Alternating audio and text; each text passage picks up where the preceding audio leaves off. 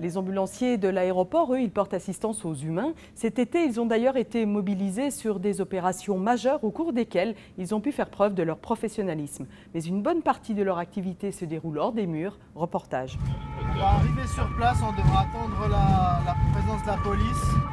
C'est un homme qui s'est enfermé chez lui et qui menace de se suicider avec un couteau. Ce type d'urgence, les ambulanciers du SSA y sont confrontés au quotidien. Avec quelques 2800 interventions par année, leur mission ne s'arrête pas aux frontières de la plateforme. 9 interventions sur 10 se déroulent même en dehors de l'aéroport. Et en cas de sinistre, c'est la proximité avec le lieu de l'accident qui compte. Sur place, la douleur des victimes n'est pas toujours physique. Les ambulanciers sont confrontés à tout type de détresse. Une grosse intervention peut être sur une prise en charge d'une détresse sociale.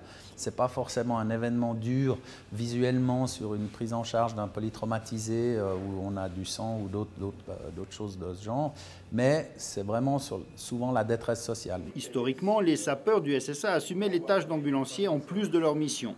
Ce métier en est ensuite devenu un à part entière avec des responsabilités accrues et une formation exigeante.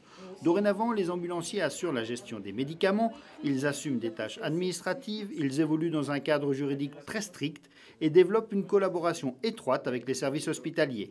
À chaque prise de service, le matériel est contrôlé comme avant le décollage d'un avion. On a assez d'inconnus sur la suite du travail dans la journée pour au moins porter une garantie sur cet aspect-là qu'on peut vraiment réguler nous-mêmes. Car des surprises dans la vie d'un ambulancier, il y en a souvent.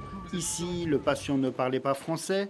La personne en détresse souffre de difficultés respiratoires, elle se plaint de douleurs thoraciques. Il faut aller vite.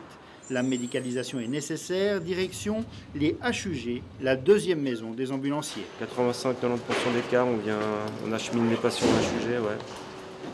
Sinon, c'est partagé entre soit l'hôpital de la Tour, soit d'autres cliniques, ou soit pas de transport. C'est le 144 qui régule les interventions sur le canton.